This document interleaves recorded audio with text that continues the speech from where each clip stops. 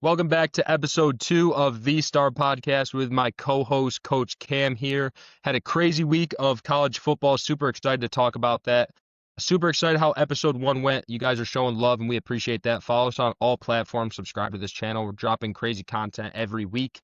And we just found out that in episode 3, we are going to have a Power 4 Division I scout come on and tell you guys all about his program, what's going on at his program, and all about the Division I recruiting world. And there is some crazy things going on in this day and age in the recruiting world. So that episode is going to be so sick, so valuable, a ton of insights that not a lot of people are getting. So super blessed for that. But make sure you guys sub to the channels. But we're going to jump right in. I want to jump right into the AP poll because it just came out. And Cam and I straight up just filmed 5-10 minutes of this episode and had to run it back from the top from technical difficulties, but that's what happened. So I'd Yeah. say it's a blind reaction, but it is not blind whatsoever. We just had a pretty detailed conversation about this, so we're running it back from the top. But here we go. Start it off. All right, Cam, let's get Yeah. your thoughts again. All Let's run them All back.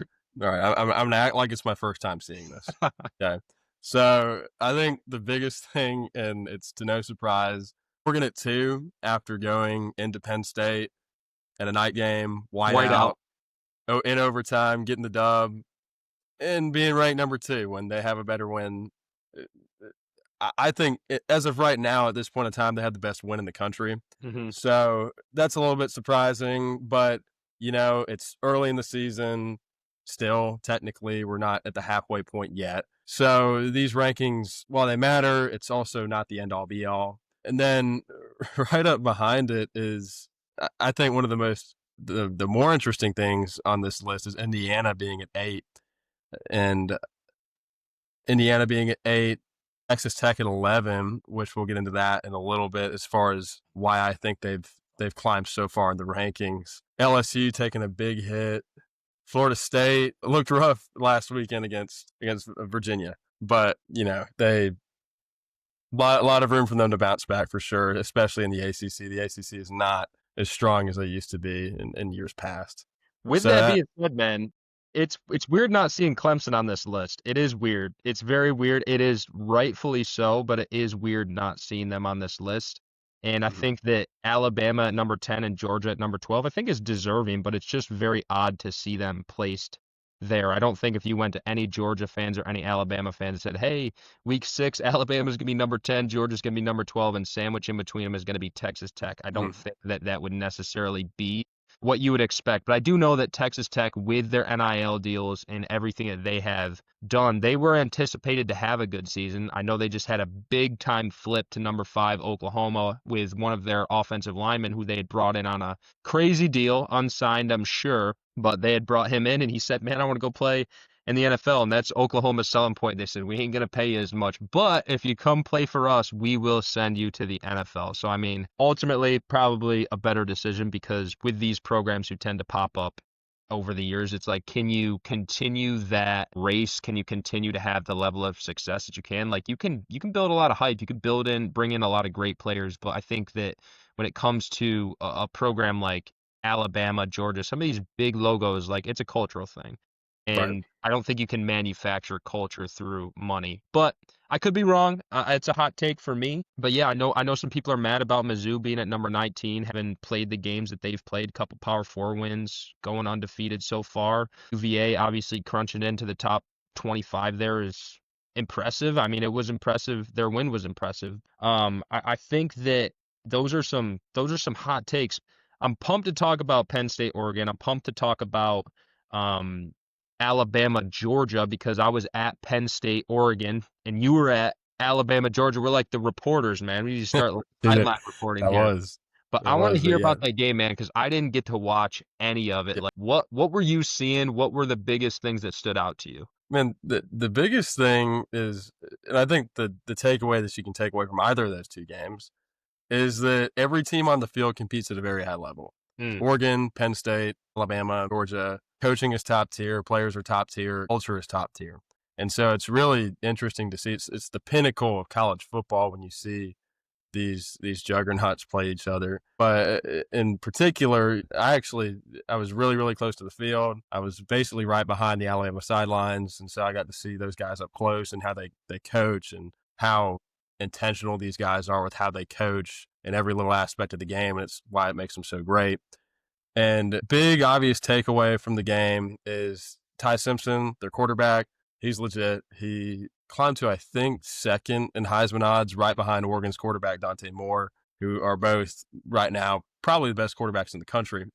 Not sure where they fall on the draft rankings, but Georgia kind of just it was a very weird feeling after the game because I'm an Alabama fan. Okay, roll Tide, but the atmosphere of the stadium kind of felt like as if Georgia expected to lose, and it was very telling of their culture, and it was very telling of Alabama just holds this spot in Georgia's head. The fans, Georgia players. Heck, I'm not going to act like I can speak for Kirby Smart, but probably a little corner of his mind thinks about Alabama football just because over the past 11 games, Georgia is 1-10 against Alabama. Whether it's Kalen DeBoer coaching or Nick Saban, doesn't matter.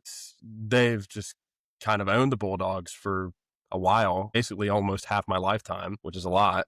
So, yeah, man, it's watching it was great. It was a night game. Yours was a night game as well. Why they had those two games going on at 7:30 at night at the same time, I don't know. That makes zero sense. But so, yeah, what did you see? What was your biggest takeaway from that Penn State Oregon game? I mean, honestly, it's very similar to what you said. I mean, you have videos on social media circulating. I mean, the stadium was pretty loud, and they're at some point they're saying fire Coach Franklin and then bench our QB, and it's like, what are you guys doing? You're trying to win a football game. It's like it comes right down to it. It comes right down to the end of the game in double overtime. But the first 3 quarters of that game were relatively boring. Like they were relatively boring. It was low scoring. It was a couple field goals, and then all of a sudden it starts. Oregon, I believe, goes down and scores, and then all of a sudden the game flips, and then it's like the last quarter. It came right down, obviously, to the last second, and it was jumping in there. But I think from the perspective of the first 3 quarters, first off, it was obvious Oregon was the better team. It was obvious. They couldn't finish. They were driving the ball. They were having those, burst plays. They were making the big plays they needed to make. They just couldn't finish. And then on Penn State's side, it was they just couldn't really get anything going. And then all of a sudden the game flips and everyone's saying that they need to, get rid of their quarterback. I'm like, dude, their quarterback was the one who basically put the team on his back to go down and run up the score to get it tied at the end of the fourth quarter. Yeah, he made the game losing interception, which sucked. And I understand they're like, they always choke, but in the same way, you got to give him his flowers because he was the one who marched down the field multiple times and got them even to the point where they were able to compete. And I mean, there's what's that rating system where they rank kids, but there's a graph. Yeah, I know. It's not the Wonder Lake, is it? No, That's the NFL I'm test. drawing a blank. Whatever the grading system is for college football. Right. And there's basically a graph showing like the predictability of Penn State winning, Oregon winning, and it got to the point where it was right up to the end of the game, and I don't think that Oregon had a chance. They go down second overtime, they score, they decide to go for two, they choked. There was no real anticipation that Penn State, after what they had been doing, were going to go down and choke their opportunity to put the ball in the end zone. And if they had got that, it would have been an easy field goal and they would have won. Obviously, they might have threw the ball into double coverage. They definitely did. It was not a good throw whatsoever. I will say that. But in the same breath, it's like, why would you want, you're playing in front of these fans who are literally just like trying to tear you down. I mean, I get it. I understand. I know the stats of James Franklin winning against top teams is not very good. And I understand that. Is that directly his fault? I don't know. I really don't know, but it was a relatively boring game. I mean, it was the whiteout. It was very impressive at the end of the game. That was when it really turned around. I was like, man, this is awesome. But the first 3 quarters was it's like, man, is somebody gonna do something here? Like, I'm just waiting for somebody to let it rip. Yeah, the Penn State whiteout game. It's a bucket list item for me. Does the Penn State whiteout game, does it live up to the hype? At the end, it did, but I'm not going to lie to you, dude, and I don't know if it was just the way that Clemson Stadium is. So we were at Clemson LSU week 1, and it was undoubtedly, I also don't know if it was where I was sitting. I'm sure if you're sitting in the student section, it's a lot louder, because Penn State Stadium it's kind of like a bowl, but their home side of the bleachers is a lot shorter, so I don't know if it carries sound as well. But Mhm. like when we were at Clemson LSU, like I could not hear my wife sitting next to me at all. And then at that game, like I had to yell, but I could hear or understand we could carry on a conversation. So I also think too, when it comes to these big schools and when it comes to how you operate as a program, especially from a recruiting perspective, when you have a kid with 4 or 5 stars making a decision, it comes down to the minute details, bro. And like when we're at Clemson LSU, like third down, they're playing the Undertaker's theme song, the lights are flashing, like it's sick. It gets you pumped up. And like during that game, it was just them showing the fans waving their white pom poms the whole time. And like it just got to the point where I'm like, I feel like there's some details here that they could definitely capitalize on. But nonetheless, it was an amazing experience. It was awesome. They brought out the house for their recruits. They brought out the house. And then the end of the game, it was so insanely packed. The recruiting shuttles were so packed. We ended up walking, all these 5-star recruits, bro, are walking 45 minutes down dark roads back to the hotel. Like I was like a 45-minute walk in the Shit. dark. And I mean, it's the price you pay when you have that many people there. But I was just walking down the road and I'm like, bro, there are literally, these kids are worth hundreds of thousands of dollars. And we're walking, it's pitch black, walking Right. down dark roads. Like you put the miles on. I felt good because Penn State has a crazy ice cream creamery that I may have had too much of. So I was feeling good after the walk. But it was like, it was a wild experience all the way around. It'll definitely be, something to Mhm. remember forever for sure. Yeah, dude.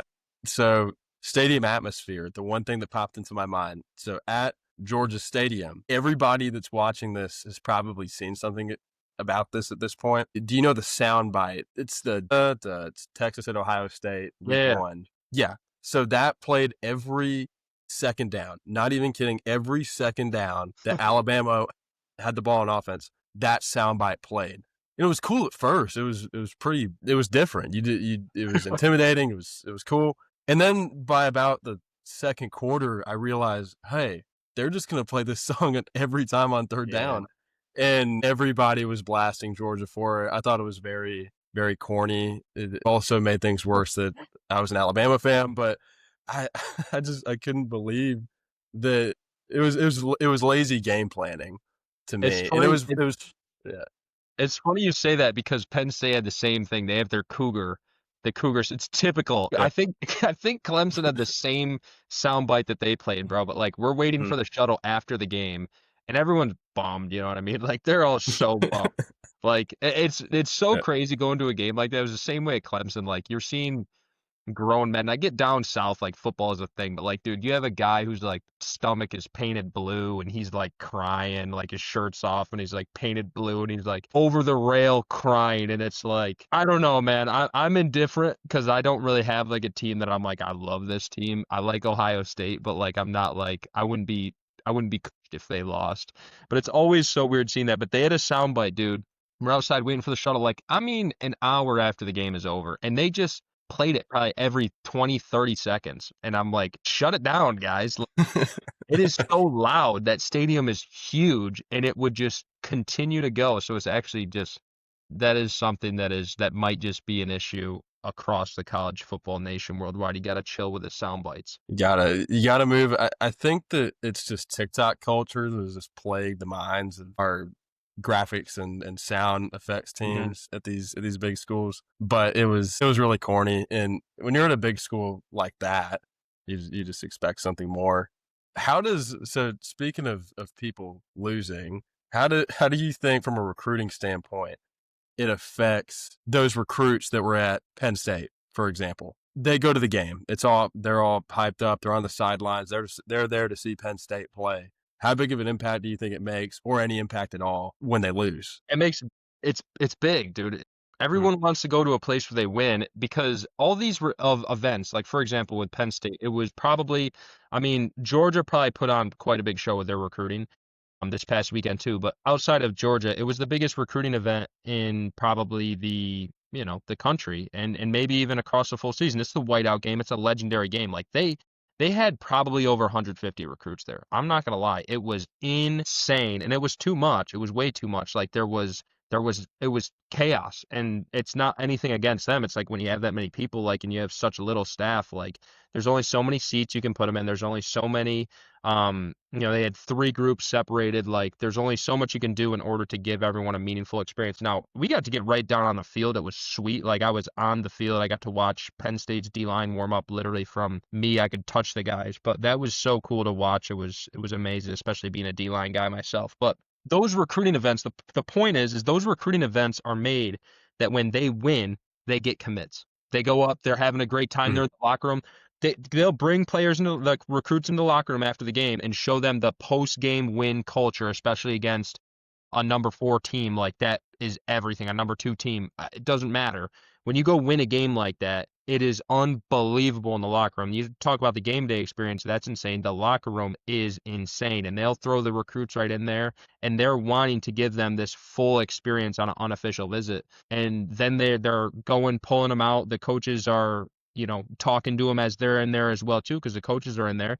They'll go throw them in the office and say, what do you think? And then they're like, you know what, coach, I love this. This is awesome. I want to commit. But when you lose, you don't close the deal on anything. So, I mean, it's going to just come down to the fact of, do you want to play there? But for recruiting, it's almost detrimental because now you're like, all right, I'm going to wait a little bit longer because whether Penn State wins the national championship or not, you have to wait longer in the recruiting process to close the deal. Because a lot of times when kids close the deal, like more often than not, you can definitely flip.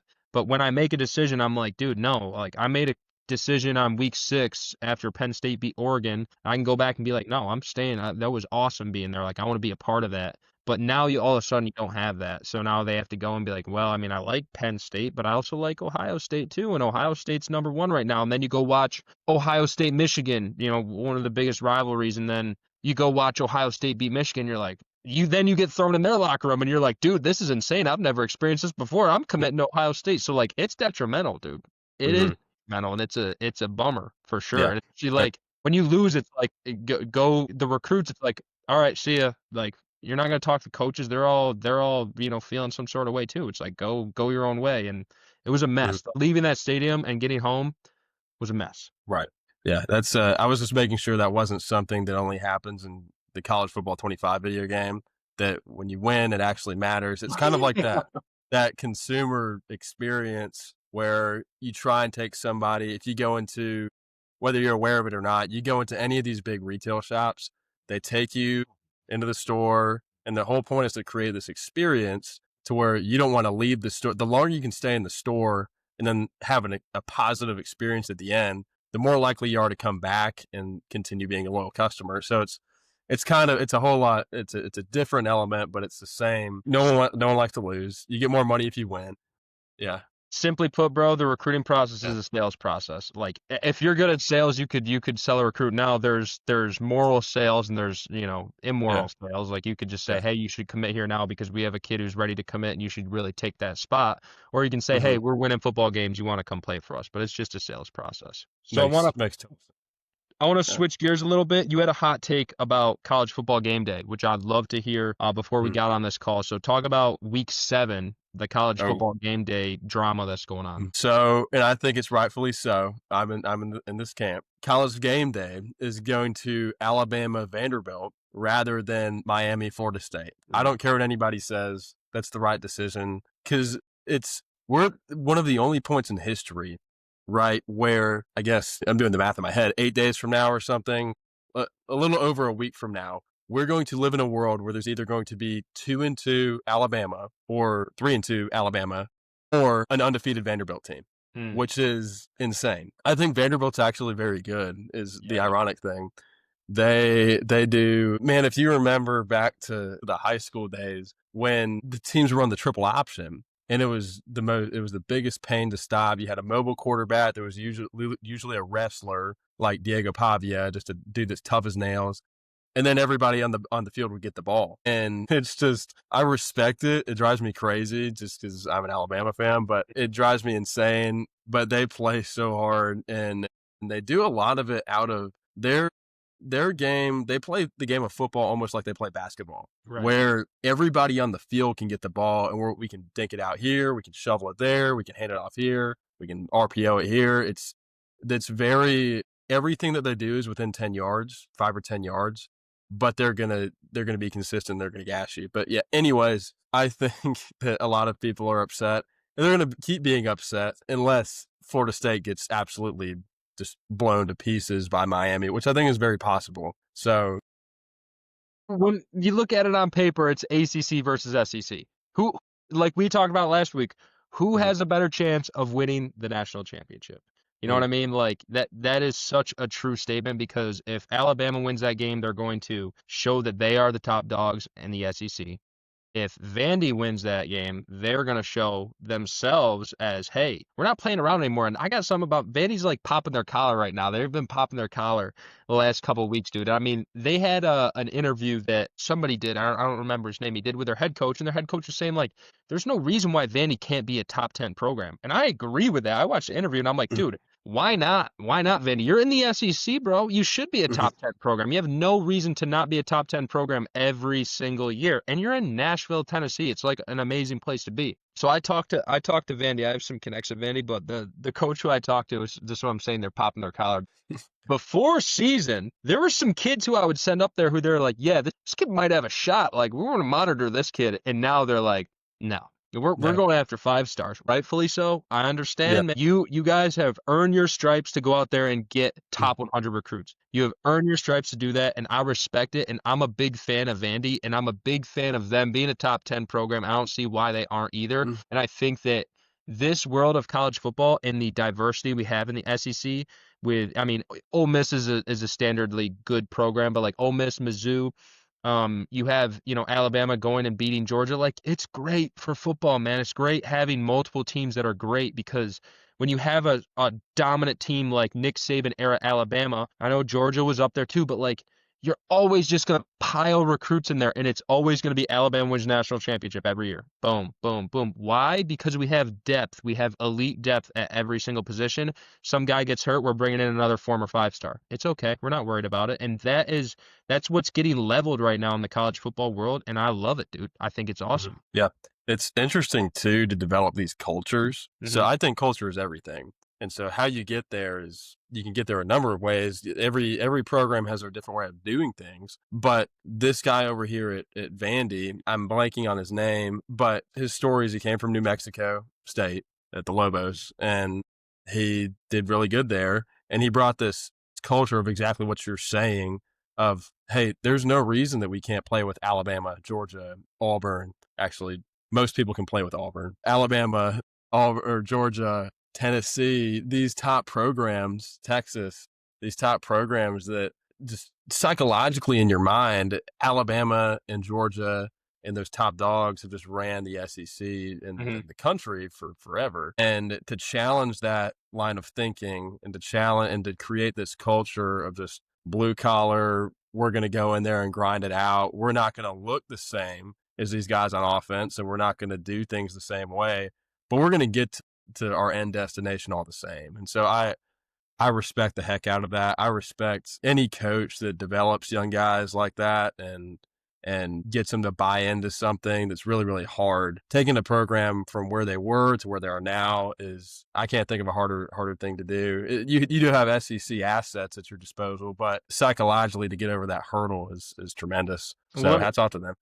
And let me tell you, dude, like they keep going down this road, they're gonna get top recruits. And guess what? They're gonna be a top 10 program every year because they're gonna get top recruits. People are gonna want to go to Nashville. That's Mhm, just plain and simple how it is, and I love it, dude. I love sleeper programs so you don't see coming up in the ranks. And I personally am a fan of the new college football championship. I think that the way that it works is it gives more schools an opportunity. Like, yeah, there's going to be some schools in there who really don't have much business being in there, but it gives some schools an opportunity who you would normally not see who wouldn't get a bid to go get a bid and to go play and compete. And at the end of the day, like let the best win, you know what I mean? And I think that's everything, dude. And I think we're going to continue to see these, big upsets as we progress throughout the college football world. But with that being said, we've talked about Bama, Georgia. I want to talk about what we should have started with on Friday, UVA FSU, because that was mhm, that was the one of the best games I've ever watched, just in terms of like it being so entertaining. Like I was locked into that game, dude. And when I usually yeah. watch college football, like I'm here and I'm out and I'm here and I'm out and I'm like just trying to keep up on what's going on. I like watching the big plays. I low-key got tuned out of PSU Oregon when I was there because I'm like, man, this is just gonna just be we're gonna come down to overtime. It's gonna be 3-3, and it's just like good night, man. But Mm-hmm. that game was not that, and I just got off the phone with their GM. They're pumped over there at UVA, and rightfully so because they snuck into the top 25, and I believe that they easily should have the way that they won that game. They had a big crowd storm in the field, which was sweet to see. I like UVA, man. I like what they're doing, and I think that this is going to help them get in some bigger recruits too. And I think they have a potential opportunity to turn it around as well. What do you think about that? Also, I mean, UVA always holds. I like watching them play because one of my teammates played there. Hmm. His name's Joey Blunt. He plays in the NFL, and so he's a safety. But when you're watching games like that, to me, you get midway through the second quarter, and traditionally, when a team that's a lot better than the opponent, which I still think Florida State is probably on paper they were probably better, but they'll get down early. It's a big game at home. It's a night game. Crowd's pumped up. They're playing a little bit above their pay grade, Sure. and usually that energy fizzles out by the second quarter, third quarter, somewhere in there. And you saw that surge from Florida State, and I said, "Yeah, I was my friends. I said, "Yeah, this is wraps. They're just going to come back Yep. and they're gonna win by 14 points. It's gonna be ugly, but they're gonna Hmm. win." UVA to be able to take those shots and kind of like a boxer, like Rocky, or something, and just take those shots and stay in the game and always stay in striking distance. That's one of the things that I try and preach is when you're in these close games playing a really good team, the key is to stay in striking distance. You're not going to blow them out, but stay in striking distance so that you have a chance to win at the end. And they did. And Hmm. they stormed the field so fast. I've never seen that. That was awesome. And that is just what college football is all about. You love seeing stuff like that. Well, it comes down to one possession, man, and I have the same thing, dude. It was the first two drives. They were both UVA drives because I Mhm. believe UVA had a big turnover early, and then UVA went down and scored, or it was vice versa. I don't remember. I got Mhm. linebacker brain from college, but I watched that happen, and then Florida State goes down. It was like effortless. They go down, and I'm like, they're gonna get the ball back, and their defense gonna stop, and then Florida State's gonna do it again and again and again, and Mhm. it's like you have this early kind of hope that like, hey, this team can put up there. And then they just kept coming back, dude. They just kept ripping the ball. I love games like that, bro, where they're just letting it fly. Like, I don't know. I think my favorite part about football is just watching that ball, like, just sail in the air. Like, I think that is so cool. And that's what both teams did all game. And it was just so insanely fun to watch. And I can't say that about most college football games. But shout out UVA doing good things down there. But yeah, so that's pretty insane, man. Pretty pumped for them. Yeah. Yeah. That's where do you think that a team like them can go here in the next couple years? You gotta win the local ACC first. I think that's the main goal. Like you gotta establish yourself as a dominant winner in against school like Virginia Tech. And Virginia Tech has traditionally been the winner of Virginia. They have won Virginia standardly over the course of the years and rightfully so. And so I mean once you have that under like they got to capitalize on it, right? I mean, you had Syracuse go to Clemson last week and had a big upset and then they got whomped by Duke this weekend, right? So it's like you want to win the ACC, you want to win your conference, you want to be at least a standard leader in like let's just say Virginia is more north than south. So we want to be able to beat Syracuse, we want to be able to beat Boston College, we want to be able to beat Pitt, want to be able to beat Virginia Tech. We should be able to beat the mid level consistently. And I think that's what they're going to do. But I mean, Tony Elliott is a young coach. I think there's a lot of potential for him in the program. I mean, I just got off the phone with their general manager. They're trying to find ways to be creative about getting top talent to their program. Every school is doing that, but when you have a big win like that, like we just talked about, it definitely matters. But I think that Tony Elliott's a great offensive mind, and I think that they have the ability to continue doing that year after year, and they'll always have access to, good transfers. They'll always have access to like SEC transfers. They'll always have access to good players. So I mean, if they continue just to put in good schemes and do things that work, I think they'll have a good opportunity of going, over 500 year after year, and I'm hoping that's what's good for them. Now, on a national scale, I'm hoping they can stick around the top 25, but it'll be hard. It'll be hard. I Mhm. mean, you got to go beat NC State. You got to go beat Duke. The ACC is pretty evenly matched when you're looking at it, Mhm. and they can Right. go either way. So something to consider for sure. Right. Yeah. And with just starting out locally, with Clemson taking a downward trend right now, I feel like it's a great opportunity for a school like Virginia to make their sales pitch. Say, hey, True. Dabo's not what he used to be. Now, I love Dabo. Everybody knows that. He's Sure. awesome. But that's what they're saying. They're saying, hey, Dabo's not what he used to be. Clemson doesn't have this. Do you want to go there and lose, or do you want to? We just beat Florida State at home. You saw our fans rush the field. You saw that atmosphere. It makes their sales pitch a little bit easier now that that's the state of the ACC. Right. Especially for those Northeast guys and those guys on the East Coast who don't want to go down to Florida. They don't want to play Southeast ball in the ACC. And a lot of those guys too, like they'll have their parents in their ear talking about the academic side of things. And I mean, you're always going to get those parents who are very, very, as anybody should be, very going to hold that to a high standard of, hey, we want to go get a great education. I mean, UVA is a great place to go get a great education. And I mean, if you're looking to play good ball in the ACC. It's a great place to be, and it is a program that has the opportunity, and so aren't a lot of those ACCs. But I'm curious to see who kind of positions themselves as a dominant force outside of Miami in the ACC, because at this rate, like obviously you're seeing UVA have that upside, but at this rate, it looks like Florida is dominating the ACC, and that's just Mhm. it's tough because there's so many schools in it, but there's not a lot of consistency. Like again, going back on Syracuse and Duke, like it's tough to see, and you gotta be able to come back from those situations, and you gotta find a way to establish consistency. But when we were talking a lot about roster spots, NIL, and the new portal window and all that stuff. And I think that every school has an opportunity, and that's why college football is recruiting is crazy right now, and the world and the AP poll are crazy right now, is because when you're looking at a player, you essentially now have the opportunity to recruit like an FCS school. So if I'm going to an FCS school, I'm a high academic kid. Let's say for the tuition cost is $50,000 a year.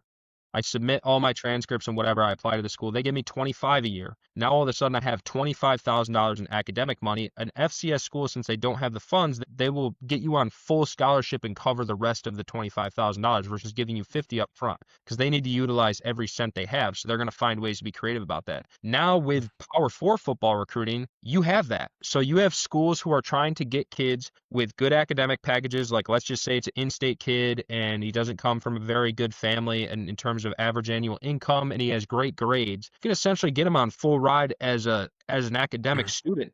And it's weird for recruiting because now all of a sudden you have a kid who's like, we're going to cover this $5,000, this $2,500, this $500 for your rest of your tuition with NIL money and rev share money. And we're going to have another roster spot because we're limited with roster spots. We're trying to build the biggest, most depthful roster we possibly can with the limits that we have. And that's something I didn't even think about, man, because that makes a big difference. And it makes a big difference for schools like the SEC schools, which typically are not as good academically. So you are going to have a lot more that you can do with the academic side of things, because let's say a school like UVA, I don't know what their tuition is. Let's say it's 50 grand a year versus Alabama, who's 8. You know what I mean? Like, and these schools are trying to allocate the rest of their money that they get for their budget, for their NIL budget, back into kids to get better talent. And all of a sudden, you Mhm. have a school like Alabama. I'm able to get a kid for $8,000, and like I have the rest of the 42 to go and put towards a kid's rev share budget and or his rev share model, and go encourage him to come commit to play here. And like that is everything, dude. But these GMs have to be so meticulous on what they're doing to build these kids' packages out in academics and finances and what they're getting paid with the rev share, and then any additional that they could be creative about in the NIL essentially is one package per player. It's not as clear cut and dry as, hey, you got a full scholarship. It's 2018. You got a full scholarship, or you don't have a full scholarship. And the recruiting world is crazy these days, and you're seeing that ripple effect finally come to term in the college football recruiting world and the college football world in general. I think it reminds me a lot of Moneyball. Have you seen that movie? Yeah. It reminds me a lot of Moneyball, where you're trying to get these players. You're not just trying to get the best player, you're trying to get the best deal on a Yeah. player at the same time. And so if you can leverage things such as academics, it definitely puts more money in your pocket, which we didn't used to have to think about that. And tell you, it's the way that we're trending now. The only solution, it's really not the solution, but what's going to end up happening is we're going to have to put a salary cap on some of these schools, and you're going to have to arrange your funds basically just like an NFL team. And I'm sure that they're they'll be leaning heavily on academics. It'll greater incentivize the need to rely on academics. You should just be a good academic in general, Sure. just while you're at it. If you're going to be a great football player, be a great academic. But these kids, there's no excuse. Just go to class, do your homework. It's not that hard. How you do something is how you do everything. How you do the little thing is how you do everything. That's exactly it. That's a great quote to live your life by. You can't just decide that you're going to be good at you're going to be D1 on the field and be D5 and how you take care of your body, Right. your recovery, your school, your relationships with people, not just romantically, but just how you treat people. You got to be D1 in all those aspects to really make a difference. Yeah, man, I really think that it's shaken up crazy, and that's interesting. Now, I know that a lot of FCS schools, that was their big pitch. Wagner recruited me, and so they gave me a full ride, partially because I was really strong in academics. So, Mm-hmm. but they only gave me, I remember, maybe 25% athletic, just because I covered the rest on academics. And ultimately, I decided not to go there because they're not a very serious football team. Sorry, Wagner fans, but they're just not that serious. And so I didn't want to go up to Staten Island to go play there. But yeah, I think that it's interesting to see, and I'm sure that there's going to be some more legislation in the NCAA about how we can divvy up those scholarships. Let's play a hypothetical situation. If you had in a very short kind of one sentence thing, if you had to be, they came to you, they said, Cam, you got to fix college football, man. What are you doing? What with all the NIL stuff, with all the transfer stuff, what are you doing? Dude, you're asking me? Yeah, what's one thing that you think you could do as somebody who's completely uneducated? Mm, You're very educated, but like it's just a hot take that doesn't matter, holds no weight whatsoever, mm, just fun. Like, what would you mm, do? Because everyone has something to say, but not everyone has a solution. mm, But like, so what would you do? And I'll give mine after. What mm. would you do in order to level out this college football playing world? So there has to be more centralization. Hmm. And so what I mean by that is everything has to funnel through the program. And you can't have these collectives. I think one of the problem is some of it's confidential, some of it's not confidential. And so in the world of contracts and just business in general, you have a ton of guardrails in place for business. And this is effectively what it is now. It's a business. So you have a ton of guardrails in place for business for things such as confidentiality, non-compete, just etc., that basically protect the integrity of the business while allowing them to go out and get top talent for their corporations and their companies. And so uh, I think that a good step, it's not going to be perfect. And I understand that the NCAA is basically doing a crash course here and it looks super ugly, but I know they're trying to figure it out. So I'll give them the benefit of the doubt. But all of the money needs to go, everything that comes into the school needs to be dispersed through the school. That's the thing that Dave Portnoy did, where he just threw $3 million at, I forget that quarterback's name for Michigan. He was the best rated quarterback in the country, I think, last year, 5-star. Threw $3 million at him and said, "Hey, go play for Michigan. I'm not affiliated with the University of Michigan whatsoever, but come play here." And then you have some schools that have, such as Texas, they disclose a lot of their NIL. Some schools don't, and it's just everything needs to be transparent, and then everything needs to be. We can't just make an exception. If we're going to treat athletes like it's a business, then we need to have actual business provisions in those contracts, business relationships, behaviors, how we handle transferring, how we handle a payment schedule and incentives with that. I think it just we need to start acting like adults. If I had to I've said a lot of stuff. If I had to say it in one sentence, I would just say act like adults. If this is a business, we need to treat it like a business. Sure. So yeah. My simple, very, very dumbed down version, and I don't even know if it'd work. I haven't put a lot of thought into it. I kind of put myself on the spot with the question. But what I would do is so I think the centralization, everything goes through the schools is money. I think there's always going to be ways for people to be weird about it. Like I could pay your parents, 10 million to Right. pay you, you Yeah. know what I mean? So there's always a way you can do that. But I think in terms of the school, like There should Mhm. be salary caps on each position, like with tiers. If you're starting at center, you're going to make $300,000 at P4. And I know there's different levels, between each budget. Whatever works. If you're a starting center, you get $300,000. If you're a second string center or not playing and you've been on the team for more than a year or whatever, you make, $100,000. And then if you're a freshman, you get 50 grand. And then it's like all of a sudden you've evened out recruiting. I think that necessarily would probably make it kind of go back to the way that things used to be, just because you'd be like, well, I'm going to go to Oklahoma so I can go to the NFL like the Texas Tech kids. I just Mhm. think that would just be a way to just make it even, because it's not necessarily about it being even, but it's about the fact that, like, some of these kids think that they are worth millions of dollars, and they very well could be, but you don't know what the actualization of that is. Like, let's just say that Tennessee quarterback who transferred to UCLA. Is that retransferred to UCLA, right?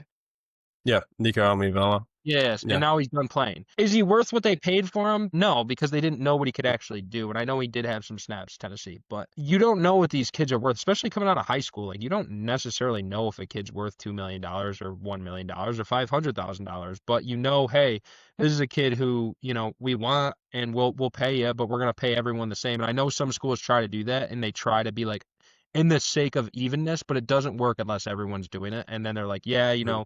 or earn, if you play well, we'll incentivize you and we'll pay you well. But why would I take that over Michigan, who's going to offer me $300,000 out the gate? They don't even know anything. They don't know what I'm going to do. Like, I'm taking that. What do you mean? I don't know. I Not think as even a close. crazy world, I don't know if there's any one kind of answer for that, but I was Mhm. just curious to get your take on that for sure. Yeah. I think that it's what you'll see is if we get more centralized with these schools, that, for example, it'll be just a mini version of the NFL. It'll be semi-pro, except people will actually watch it.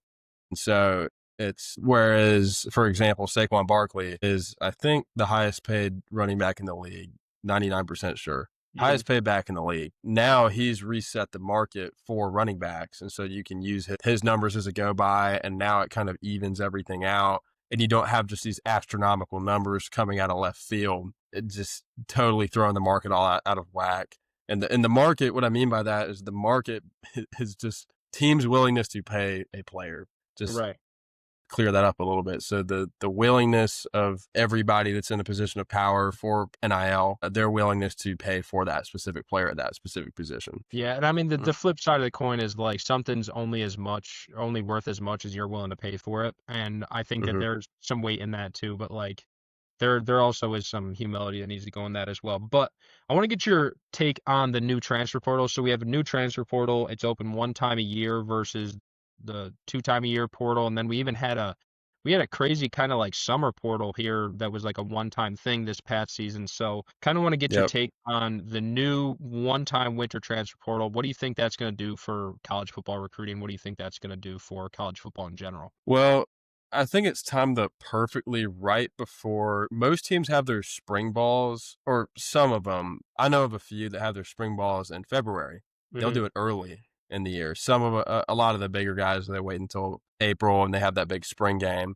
But it does create a get out of jail free card if you just had a miserable experience in the fall, and you can kind of get a second chance there. So I think you'll see a lot of teams, it'll get a lot of views for sure. It's timed up perfectly right between, I think it's during the days that they had, it's a 15-day window. During those days, I don't think if classes are starting at universities, it is in the first week, maybe. I know for us, classes would start after. It wouldn't create any issues academically. So I think it's something that's going to be really, you'll probably see more of it being used as the years go on. You'll probably see this modification stay or something like it. Well, now you also don't have the opportunity, because I feel like a lot of kids, they'll finish their seasons and they'll say, well, I kind of feel like I want to transfer, but I'm not sure.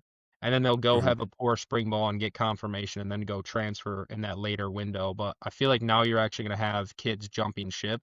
And it's going to work just like everything. It's going to work in both ways. Some kids are going to, jump in too prematurely and they're going to end up never playing college football again. And some kids are actually going to use it to use it as a decision-making factor to say, hey, I have one opportunity to do this, and like if I don't do it, I'm stuck with this school for the next year. And I think that makes it important too, because you got to get clear when you're transferring. Like you shouldn't just transfer to transfer. You definitely shouldn't transfer for more money. And I think that there's a lot of poaching that goes on in the college football world that is illegal and under the table that nobody knows about. And I think that's going to help mitigate a lot of that. But in the same breath, you have kids at schools like Virginia Tech who fired their head coaches who are jumping in the portal now. Like that is bizarre for recruiting. I understand some of them are younger kids who are trying to just redshirt and get a year eligibility back, but it's crazy, dude. I mean, imagine being in at a college football team and then just deciding, especially on a national stage, and just being like, "Yep, I'm clocking out here." Yeah, these are problems that me and you didn't have when we were Correct. in college.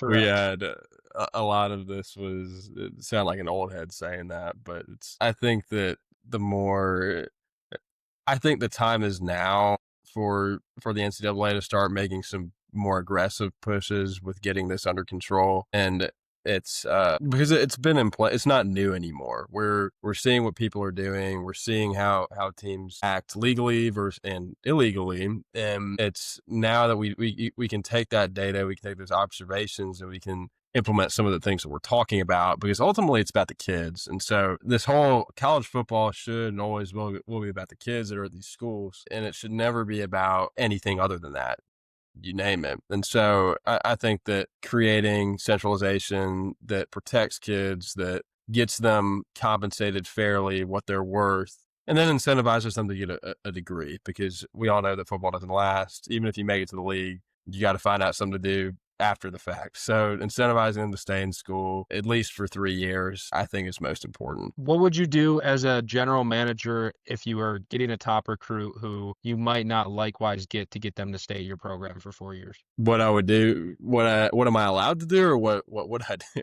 What would you do? Like morally, like, what would you do? How would you be strategic in that frame? Man, I don't, money talks. I would find a way to get him more money, hopefully legally. I mean, I'm in law school, so I'm going to have to do it legally. I'll lose my license if I don't. And so I'll get it to him legally.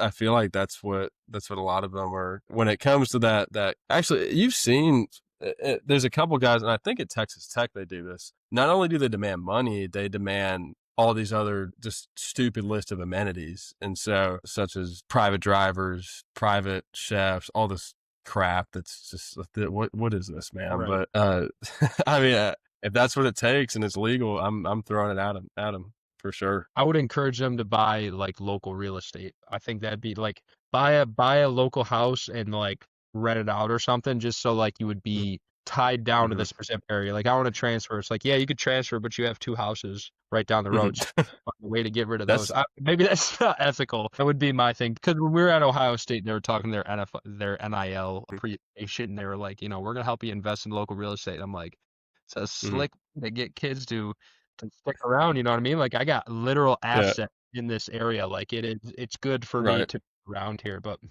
I want to get right, your opinion on that. I want to kind yeah, of shift into the NFL segment. Again, I have really no idea what's going on outside of this meme that I want to show of Jackson Dart getting his first start. That's all I really know what's going on. I'm gonna jump in here. We're gonna do Cam's gonna do a blind yeah, reaction to this meme. yeah. I don't know what I'm about to see. Okay, Can you see it? all good. All right. That's so stupid. But I saw it, it made me laugh because I was like, dude, that's literally all I know about the NFL this week. So I would love to get your That's all you take need to on know. what's going on in the NFL, that specific game, Yeah, and yeah. just roll. Shout out to that creator that made that meme. I have no idea who that was, but What's doing up? big things. It takes a strange mind to be able to create some of those things. It's hilarious, but I can't do it. I think so. As far as the NFL is concerned, I think that it's one of the biggest things I saw, and you might be able to pull it up on Twitter. The thing that's made me most mad, bar none, is AJ Brown, starting wide receiver for the Philadelphia Eagles. And so he's come out. So everybody knows, as of right now, today, Tuesday, September 30th, the Eagles are the best team in football. You can't beat them.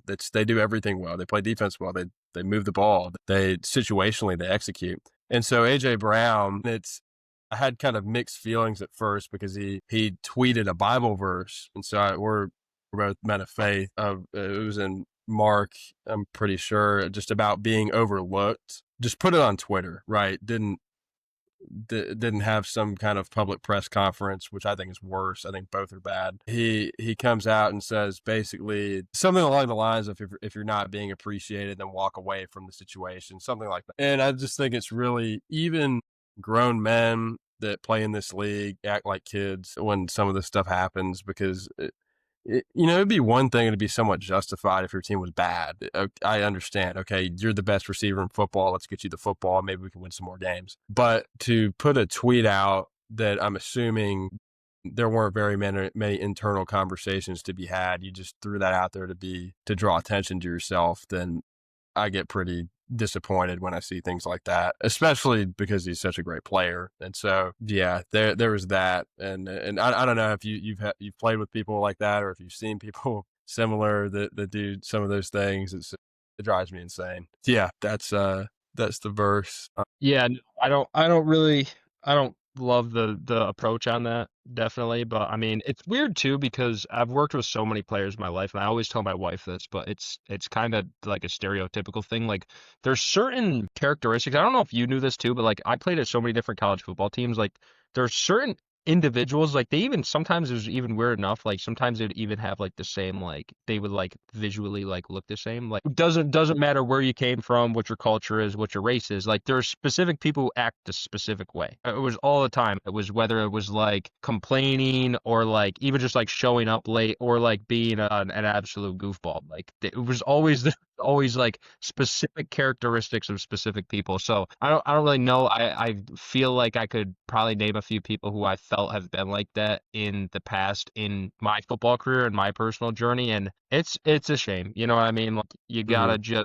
you gotta take it with a grain of salt. And I feel like in the NFL too, it could probably feel like, I I never played, I don't know. This is just me just thinking about it, but like when you're in the NFL, you're on a team, like it can probably be very easy to not really feel like you're a part of the team because you're on your own individual contract, if that makes sense. I guess it's the same way like in college football now, but it's like I feel like we're gonna see this ripple effect. And I was talking to the UVA GM about this, about the college world. Like we've seen the changes ripple in. It took like 2 to 3 years to, have full effect. And I'm sure it'll continue to get worse or better or just more intense. But I think we're gonna see this ripple effect with the upcoming draft classes too. We're gonna see people, more and more people essentially just want to transfer out of the NFL, like transfer to a different team. Like I'm gonna be done. And there's situations in college football where it's like, what are you doing? Like, why are you doing that? It doesn't seem like a good thing, but it's based on personal conviction. So I feel like we're going to see that ripple kind of play into the NFL coming years, and I'm curious to see what that's going to look like because obviously you're talking about way more serious numbers. You're talking about major contracts that it's not as easy just to transfer a school. Right. AJ Brown or any NFL player, they have guardrails in place to where, and this is where it becomes more problematic because, he goes out and tweets something like that. I'm sure everybody's ticked off at him. I don't know who wouldn't be, especially Right. after coming off the Super Bowl. They haven't lost a game in over 400 days. Hmm. So they're playing great football and he can't leave. He'd have to request a trade to leave or play out the remainder of his contract or and go that route. And so in college, at least you can, if you take a bunch of people off and your team hates it, you can just transfer basically right then and there. Right. And you can get, though it's not a good situation either. I don't recommend doing that. It's, you at least have recourse. But yeah, that was disappointing to see. There were some other funny moments like there's Jackson Dart's first start. He did awesome. Hmm. Scadaboo that dude's a crackhead. I love him, man. He plays the running back position the way you should. He's awesome. You gotta love two people out of the same draft class in the backfield. Yeah, I think it's special. They're experiencing the NFL at the same time. They're experiencing their first contract at the same time. It's figuring this offense out together. I think it's powerful for Sure. sure. Yeah, I think that's going to be a sleeper as they progress throughout the season. I hope he continues to do well, though. I mean, I know Scadabo is he's balling, but I hope Jackson Dart continues to figure it out. Again, just like I said last week, I'd like to see the Giants be, New York State winners, represent New York State in a powerful way. But yeah, so anything else you think that stuck out to you in the NFL this past week? Probably Pat McAfee wanting to go on a date with Jackson Dart's mom. I think, was it him? Did you see that? We're gonna get very worldly. If we start running this podcast like Pat. But I mean, that was ridiculous. I think that aside from that, I think Atlanta is a little bit shocking, not just because it's my team, but because I checked their numbers yesterday. And so they're really not playing great. But they're 6 in total offense right now and 2 in total defense yards. So points, they're not. But those numbers, I mean, I couldn't believe it when I read it. And I think that it just kind of reinforces this idea of what playing good football is. And so I think that at the end of the day, the yards don't matter; it's the points. So if you can't stop the 17 used to be our magic number. If you held a team to under 17 points, you had a really good chance to win the game. Now I think that's definitely true. But yeah, it was shocking to see them leading in yardage and basically dead last in points and efficiency. There's a key metric that is non-measurable. I guess you probably could measure it like how do you do in the red zone? How do you do, over the 50-yard line? But finishing, right? I think that is everything, dude. I mean, I think there are legitimate elements to football where you can march down the field and just be horrible at getting it in the end zone. Whether your play caller's choking or your players are choking or the pressure's too high or whatever, man. I think there's a legitimate aspect, and that is what it is. Like if you can win in the red zone, like that is a game changer for sure. If you can win, over in your territory, like that is everything. You know what I mean? And that's how you have to think about football. And that's unfortunately when you're a good team, like in any NFL team, which is loaded with talent, like it comes down to are you able to finish? Are you able to march down the field and put it in the end zone? If not, like you have no team whatsoever. Doesn't matter how good you are getting it down the field. Mm, yep. Also, sticking on the Giants, but it looks like Malik Neighbors, he's probably done for the year. Hmm. So that's a big part, and I think he was one of the more promising parts of their team. So that's going to be rough. Also, Tyreek Hill, they didn't specify in the report that I read, but he's confirmed to have torn several ligaments and he dislocated his knee. And he was cheering as he got carted off the field. Did you see that? He No, was. I didn't see that. All I saw was John Gruden in a TikTok just yelling about all the injuries in the NFL. And it's the AstroTurf, right? I mean, dude, we're at Penn State this weekend. Like, I don't know why you wouldn't want a grass field like that, to be Mm-hmm. honest with Yeah. you. Like, Okay. All their right. fields are Grass. so nice. Like, Okay. it's not like grass. Like, if you haven't played at a Power Four stadium, or if you haven't played at an NFL stadium, like, you just wouldn't know how good the grass is. Like, it's not like going out in your yard. It's not even like going to a golf green. Like, it's completely different. Like, my wife looked down, we're on the sideline of Penn State, and it's like their sideline was turf, and we're looking down. She's like, is that grass? Because you can like barely tell the difference if it's good enough. You know what I mean? Like it's hard ground. Yeah, man. I think that is a big thing, and I didn't even really have that revelation because like I've played on grass fields, my whole career, and I've been like, yeah, I don't really want to play on grass fields like I've been playing on. But I mean, if you're playing on a field that is so well upkept, like smooth, like I don't know why you wouldn't want that. Yeah. So I feel like it's a debate, or I don't know if it's much of a debate anymore. So you're pro grass, but well kept grass as opposed to AstroTurf. If you're playing at a high school, dude, like I think you should play on turf. Like just because Yeah. you're not gonna have the ability to keep it up to the point like you're gonna have a hole that you're gonna step in and have more twisted ankles than you would on a turf that is flat and flush Mm-hmm. versus like yeah, I mean if you're playing on grass like that, dude, I think all day. Like Bill Belichick ripping up the turf at UNC Stadium, like I can understand that now. At the time I was like, yeah, why would you do that? But like Mm-hmm. I get it. It makes sense. Makes A true story. And so it was my junior year. Okay. We were in the semifinals of the playoffs. And so it's small school. To us, it was a big deal. And so we get a home game. So we're at home and we're playing this team. I forget who they were, but they're pretty good. And so our field, we didn't have another field to practice on. We had to practice on our game field. And so you guys were probably the same way. Where apparently it was a GISA, so Georgia in-state sports associate, whatever that was, GISA, they had a rule that if you were the home team and if your field was deemed unfit to play on, that you'd be disqualified. You'd lose the game. But they wouldn't reschedule. Like they'd just DQ you and they'd move the other team on. And they were walking around our field and it was questionable. I thought that we were about to get DQ'd because we had so many divots and just, I mean, not just little potholes, like massive holes in the field where Yeah. it was dangerous to play on. I mean, you're asking for torn ACL, MCL, or D, all of the above. I remember we were on the hill, we were watching these officials just walk ominously around the field, just praying that they'd let us play the game, and they did. But there was a big, genuine question as to whether we were going to play. Interesting, dude. Yeah, I've played on some questionable fields, like playing small upstate New York football. We've played on a couple baseball outfields. Not great. Dude, Very divotty, and then you get the back end of the infield, like on the sideline. Like you want to talk about turf burn is one thing. mm-hmm. Like you want to talk about falling and your elbows rubbing against a infield of a baseball field. Like that'll get right down to the bone, man. That's like sandpaper.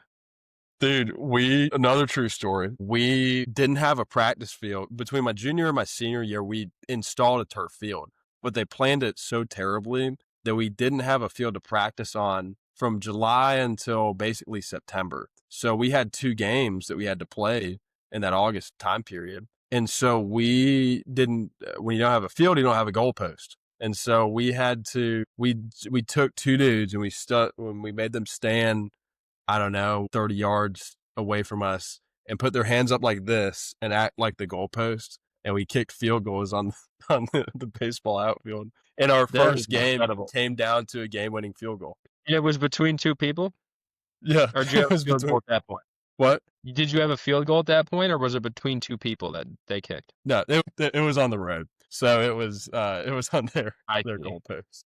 I Yeah. see. Yeah. I had a situation, it's not as bad as that, but I have a video of it somewhere. I was playing D2 football, Assumption University, and we played a school called Post University. And dude, we went to their field, and it wasn't on it was just like a public field, but it was like, do you know like the side bleachers, like literally, I'm talking like probably 15 feet by 10 feet. Yeah. Like Yeah. that was their home stadium, and we walked out to that field, and I was like, "Are you serious?" Like it was like probably hold 20 people, Yeah. and that's what we played on there. And I mean, I had a heck of a game because they had just moved up from D3, and it was like literally playing against people who have never played football in their entire life. But that was quite incredible. That was probably my craziest college football experience in terms of stadiums. Yep. I mean, best memories right there on fields like that, for sure. So while you were talking, I was kind of doing some because I went back to this AJ Brown tweet because anything when it comes to the Bible, this will be our Jesus over football segment. Anything when it comes to the Bible, you gotta take it out. You gotta take the context. And I'm like looking at this, and I'm like, what is the MSV version of the Bible? And I'm like, I don't even recognize this verse from the Bible. And when you look, because I'm looking up what the ESV version is, and I'm like, oh, I recognize that. It's when Jesus he sends out his disciples, he instructs them, go and preach, and if they do not accept you, kick the dirt off your feet and leave the town, and the dust that you kicked off your feet will be a testimony against them. And it's literally like even Google says here, it's about rejecting God's message. Like this is the most taken out of context, spun around Bible verse ever. Like this is literally like the Bible says that the way that seems right to a man leads to death in the book of Proverbs. This is the way that seems right to a man. This is literally me taking one verse out that has nothing to do with Jesus, has nothing to do with spreading the gospel, and making it self-centered around me, and using a version that you can't even recognize. Like I've read the book of the Gospels so many times over the last 2 years, and I'm like, I don't even recognize that verse. Like, where's that from? So like, to everyone listening, don't use the gospel, or don't use the Bible, or don't use scripture, as a matter of fact, to your advantage to get yourself out of a situation unless it is in context of what's going on. If he was trying to The only way this would work is if he was trying to preach the gospel to the Philadelphia Eagles and they all hated him and they said, we don't want you here anymore. That's the only way this would work. But evidently, you have somebody being selfish and saying, I'm not getting the ball enough. I'm not treated well enough. I'm not liked enough. The Bible says you're not going to be liked. The Bible says you're not going to get the ball a lot. The Bible says, actually, you need to lay down your life and follow Jesus. So for everyone watching, I was just like, I didn't really make that connection until I pulled that verse up. But that's what I'm not trying to, I don't know what his situation is. I don't know what his faith is, but like too often do we have Christians pulling stuff that seems right to them and like throwing a Google search, what Bible verse fits into my situation. And then I'm going to put that in my bio or I'm going to post that. And you have no idea of what it is even referencing, what it's talking about. And I don't know. I just think it's important that we stand on truth. And that is far from the truth. That's twisted. And God bless AJ. Pray he comes back around. But like, goodness Yeah. gracious, dude. And he probably knows it. He's a man of faith, and he's great. He's done a lot of great things for young athletes, but he missed on this one for sure. And so he's probably in the process, or he will be in the process of reconciliation. But I think it's the difference between being a fan of Jesus versus a disciple, a true disciple. And a fan is somebody who, and I was guilty of it when I was in high school and I went to a Really? Christian school. So I read the scriptures and I knew contextually a lot about what the Bible said. I still do, and I'm very thankful for it. But it's even things, and I'm not saying that you shouldn't do this, and you're the worst person ever if you do this. But if you post a game day pic and you quote a Bible verse in there for your caption or something, and it's just totally taken out of context, and you want to look cool. You're just like one of these NFL players that openly worships our Lord and Savior, and you want to be associated with that. And while it's not, I think there's a lot of worse things you could do with your life, obviously, but it does raise the question of whether you're just a fan and you enjoy putting it in your Instagram and you enjoy wearing I wear a cross necklace everywhere I go. I never take it off, not because I think it looks flashy, but because it shows my faith. And so, I, are you a fan or are you a disciple? And so I think that's that was one of the sermons that one of the churches I go to. That was their thing a couple weeks ago. But that's a challenge, man. Where in a world full of fans, be somebody that actually lives it and actually walks the walk. Definitely. And to add to that, like, I'm glad you said that because I know nothing about AJ Brown. I know nothing. And I don't want to ever be the person who knows nothing and is pointing fingers. But I will say it's probably incredibly hard. It was incredibly hard for me even when I started coming to the faith in college. Like, I couldn't imagine being a big college football player or an NFL player and walking out the faith. Like, I imagine that's very, very complicated in a world where that is so incredibly worldly. And it's not that you can't do that. It's not that you're wrong or you're wrong being in that position, but there is an additional layer. Like the book of James says that those who essentially have additional influence will be judged stricter with what they're given. And I find it always best to think before because I've been guilty of literally putting out like a story like that's just too hard or just something that's just it's not out of love, and it's out of selfishness, and it's out of not what the gospel is all about, which is love and repentance and speaking with wisdom. I mean, glad you cleared that up. I'm sure it's not easy in being in that position whatsoever, but just for everyone listening, I can't tell you how many football players I've seen just take stuff out of context. And it's not that it's wrong, like you said. It can be wrong for sure, but it's like let's do a better job of figuring out what this actually says and actually applying it to our lives where it matters. Like, AJ, go preach the gospel and have people tell you they don't want to hear it and go kick the dust off your feet and get out of there, brother, because that's what it really Right. matters. Any Right. last thoughts Ian, before we wrap this up? Yeah, I mean, and not to, the one final point on that is, not to, because I'm definitely have been guilty of this as well. And whenever I say some of these things, it's not out of a place of judgment, speaking it in hopes that somebody picks up on it and is able to learn from it. But it's, I've gone through months at a time throughout my life without touching my Bible. And then the moment that something goes wrong, or the moment that I want to find myself in a situation where I want to put something on social media or just act like I'm better than everybody else, I pick up my Bible, I Google verse that says this or verse that means this, copy, paste, put on the story, whatever. And it's just the wrong way. Don't go pulling from the word if you're not in it every day. It's anything like a diet, like working out, man. You're not gonna get good at. You're not gonna lose weight if you eat right. Once every week, once every month. You're not gonna be muscular and put on muscle and get your gains at the gym if you're going to the gym once a month. So like, it's important. If anybody's listening here who is a Christian, like, pick up your Bible, man. Read it every day. It's a spiritual discipline. I don't want to go to the gym, 5 times a week, but I do. the good news is it doesn't stress my body out to pick up my Bible every day and read it, and I try to pick it up every single day and read it in the morning and the afternoon. And that might be too much for some of you, but just trying to pick it up every day and trying to read at least a chapter at a time is something that's very practical and usable. And I promise if you do it, you will see a positive, you'll turn in your life. With that being said, any last thoughts, Cam, before we wrap this up? Nothing, man. It's just it's a great day.